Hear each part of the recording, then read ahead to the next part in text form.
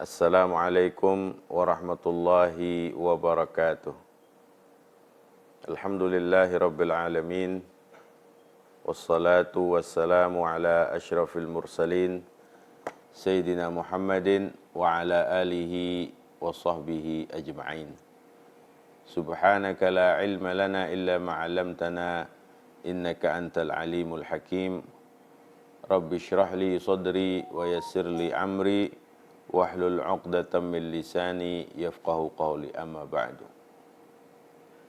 Para pemirsa sekalian, alhamdulillah kita bersyukur kepada Allah Subhanahu wa taala atas anugerah yang telah diberikan oleh Allah Subhanahu wa taala hingga saat ini kita masih diberikan kesempatan untuk menjalankan ibadah puasa Ramadan pada tahun 1445 Hijriah atau tahun 2024 Masehi ini. Mudah-mudahan Allah Subhanahu wa taala senantiasa memberikan kita kekuatan, kesehatan dan kemampuan untuk menjalankan kewajiban berpuasa di tahun ini dan di tahun-tahun yang akan datang. Para hadirin sekalian, para pemirsa dimanapun berada, puasa adalah salah satu kewajiban yang harus dan wajib dilaksanakan oleh setiap orang muslim yang baligh dan berakal untuk melaksanakannya, dan kewajiban ini yang dimaksud adalah melaksanakan puasa di bulan Ramadan. Pelaksanaan puasa Ramadan adalah salah satu dari rukun Islam yang 5. Sebagaimana di dalam hadis baginda Nabi Muhammad sallallahu alaihi wasallam, beliau bersabda bahwa bunyal Islamu ala khamsin. Agama Islam ini dibangun atas 5 dasar. Syahadati an la ilaha illallah wa anna Muhammadar Rasulullah. Yang pertama adalah bersyahadat bahwa tiada Tuhan selain Allah dan Nabi Muhammad adalah utusan Allah. Wa iqamus shalah. Yang kedua, mendirikan salat. Wa itaiz zakah. Yang ketiga, membayar atau menunaikan zakat. Yang keempat, wa shaumi Ramadan. Kewajiban melaksanakan puasa di bulan Ramadan. Dan yang kelima, wa hajjil baiti in istata'a ilaihi sabila. Melaksanakan haji pada bulannya bagi kaum muslimin yang mampu. Ini adalah 5 pondasi dasar yang wajib dilaksanakan oleh setiap orang muslim, khusus untuk pelaksanaan ibadah haji dibebankan kepada mereka yang mampu melaksanakannya. Tentunya dalam melaksanakan kewajiban-kewajiban yang dibebankan oleh orang Islam, yang itu adalah diantaranya berpuasa di bulan Ramadan, harus didasari dengan ilmu pengetahuan. Karena di dalam beragama ini, agama Islam ini, dasar daripada pelaksanaan beragama itu adalah harus berpengetahuan. Karena tidak dianggap sah, tidak dibenarkan perbuatan ibadah itu dilaksanakan tanpa adanya pengetahuan tentang bagaimana cara melaksanakan ibadah tersebut. Sebagaimana dikatakan dalam syair kitab Zubat, dalam nazamnya dikatakan di situ bahwa wa kullu man bighairi ilmin ya'malu a'maluhu mardudatun la tuqbalu. Siapa saja yang beramal, yang melakukan ketaatan beragama tanpa didasari dengan ilmu pengetahuan, maka amal perbuatan itu ditolak. A'maluhu mardudatun la tuqbalu, tidak akan diterima. Maka dari itu kita diperintahkan dan diwajibkan untuk mempelajari ilmu agama tersebut. Hal ini sebagaimana dalam hadis yang diriwayatkan oleh Imam Muslim, Rasulullah Shallallahu Alaihi Wasallam bersabda, "Talabul ilmi fariidatun ala kulli muslimin." Menuntut ilmu itu adalah wajib bagi setiap orang Islam.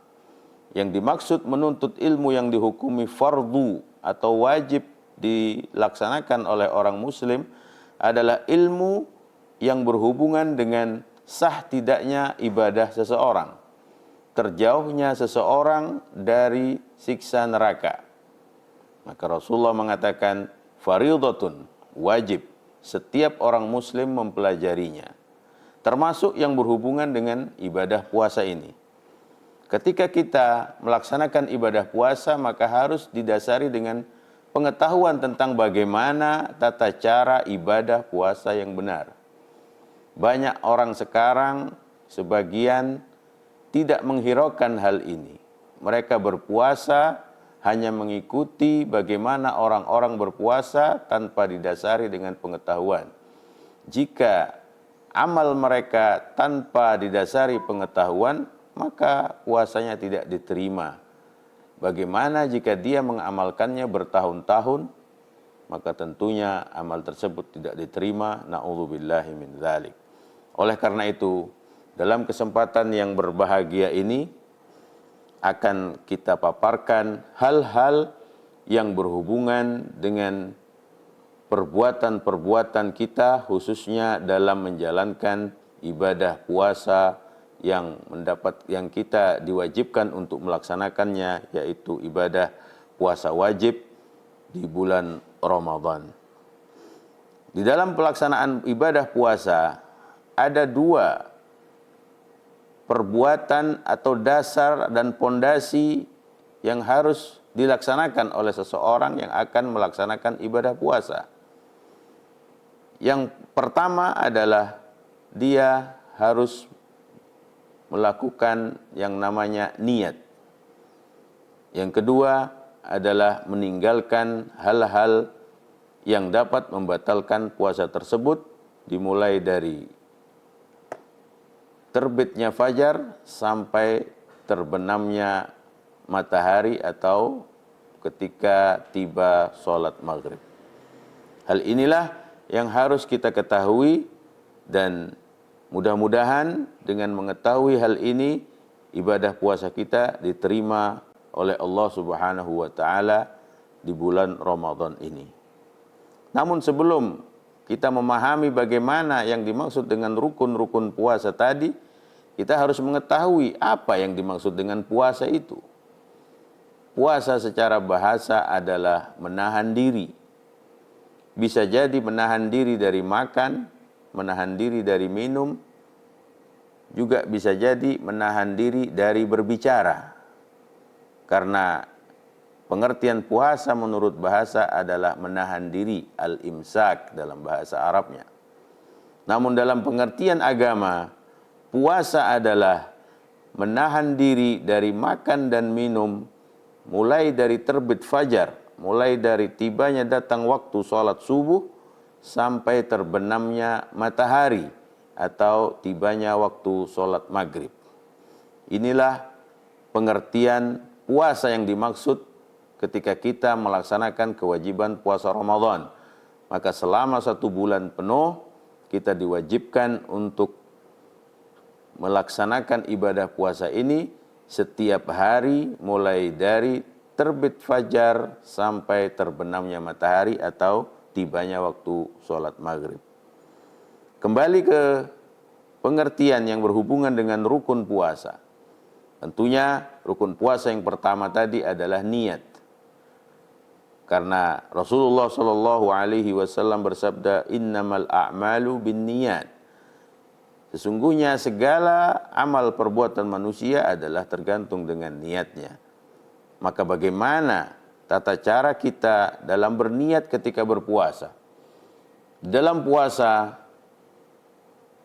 dalam mazhab Imam Syafi'i yang mayoritas dianut oleh umat Islam di Indonesia, Niat berpuasa itu mulai dari ketika kita setelah berbuka puasa sampai menjelang terbitnya matahari. Dengan membaca niat dan melintaskannya di dalam hati. Dengan cukup melintaskannya di dalam hati bahwasanya saya akan berpuasa besok karena melaksanakan kewajiban atau fardu di bulan Ramadan lillahi ta'ala. Dalam bahasa Arabnya dikatakan nawaitu shauma ghadin an adai fardi syahri ramadhana hadhihi sanati lillahi ta'ala. Itulah contoh daripada niat pelaksanaan puasa. Dan mengucapkan di dalam mulut kita adalah sunnah untuk membantu hati kita melintaskan ucapan tersebut.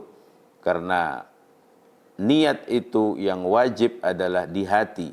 Adapun diucapkan di mulut hanya untuk sifatnya membantu hati dalam melaksanakan atau membaca niat tersebut yang waktunya adalah mulai dari kita berbuka puasa sampai kita menjelang melaksanakan sholat subuh atau sebelum tibanya waktu subuh. Itu rukun yang pertama. Adapun rukun yang kedua daripada puasa adalah meninggalkan hal-hal yang dapat membatalkan puasa tersebut. Apa saja yang dapat membatalkan puasa sehingga puasa kita tidak sah dan harus diganti pada bulan berikutnya setelah bulan Ramadan. Di antara ulama mengatakan bahwa kesimpulan dari hal-hal yang membatalkan puasa jumlahnya ada 9. Jumlah yang membatalkan puasa ada 9. Yang pertama adalah memasukkan segala sesuatu dari lubang-lubang yang 5 di antara anggota tubuh kita.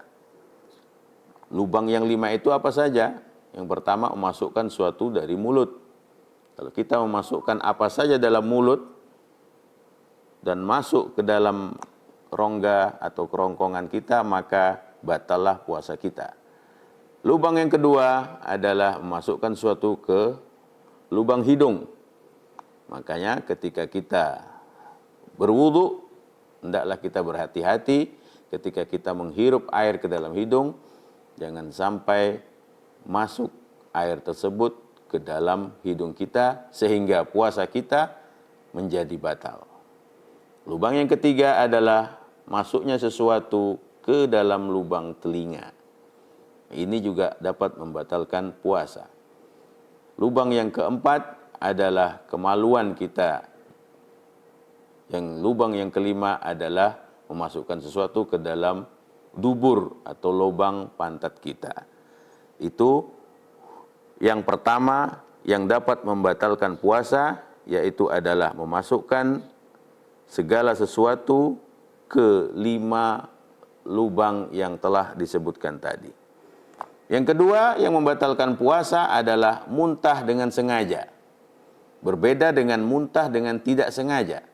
Kalau muntah tidak sengaja maka tidak batallah puasanya.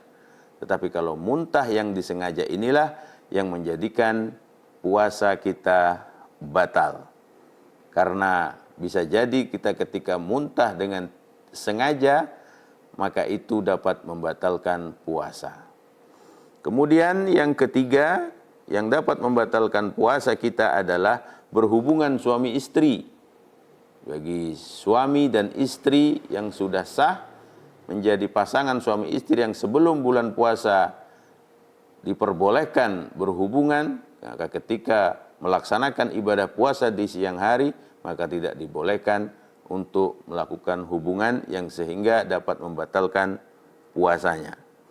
Yang keempat yang membatalkan puasa adalah keluarnya mani dengan sengaja. Nah, keluar mani dengan sengaja, dengan hal-hal yang sehingga disengaja dia supaya keluar mani tersebut, maka puasanya menjadi batal. Yang kelima adalah hilang akal.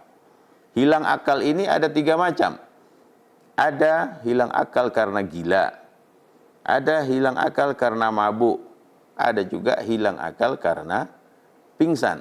Nah, hilang akal karena gila, sengaja atau tidak sengaja, maka puasanya akan menjadi batal walaupun sebentar.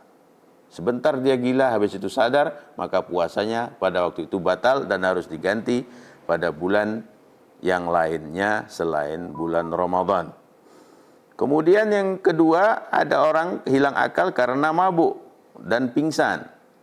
Nah, jika mabuk dan pingsan ini disengaja, maka itu dapat membatalkan puasa.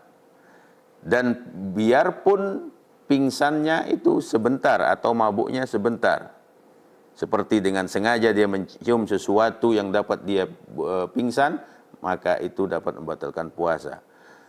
Nah, berbeda dengan orang yang pingsan tidak disengaja, maka itu tidak membatalkan puasa jika pingsannya hanya sebentar. Tetapi kalau pingsannya sampai 1 hari, bisa membatalkan puasa. Yang keenam adalah berlaku untuk wanita, yakni datang bulan, yakni keluarnya darah haid yang sudah menjadi maklum, itu adalah dapat membatalkan puasa. Yang ketujuh adalah melahirkan. Seorang ibu melahirkan di bulan puasa, maka otomatis puasanya pun menjadi batal dan dia menggantikannya di bulan yang lain. Yang kedelapan adalah nifas. Nifas ini adalah keluarnya darah setelah melahirkan. Kadang-kadang ada seseorang yang melahirkan tidak keluar darah, tapi setelah itu tiba-tiba keluar darah, maka itu disebut darah nifas dan membatalkan puasanya. Kemudian yang kesembilan adalah murtad, yakni keluar dari agama Islam, otomatis langsung dia batal puasanya karena orang sebut yang sedang puasa tiba-tiba ia berkata tidak percaya misalnya dengan Nabi Muhammad atau yang lain sebagainya, na'udzubillah min dzalik, maka itu dapat membatalkan puasa. Inilah bagaimana di antara kita dalam melaksanakan ibadah puasa, yakni kita harus tahu bagaimana rukun pekerjaan yang harus kita laksanakan di dalam puasa, yakni yang disebutkan tadi. Yang pertama adalah niat, yang kedua adalah meninggalkan hal-hal yang dapat membatalkan puasa kita, yang tadi sudah disebutkan jumlahnya ada 9. Untuk kali ini kita cukupkan sampai di sini. Mudah-mudahan dapat bisa bermanfaat bagi kita semua. Kurang lebihnya saya mohon maaf. Billahi taufiq wal hidayah. Wassalamualaikum warahmatullahi wabarakatuh.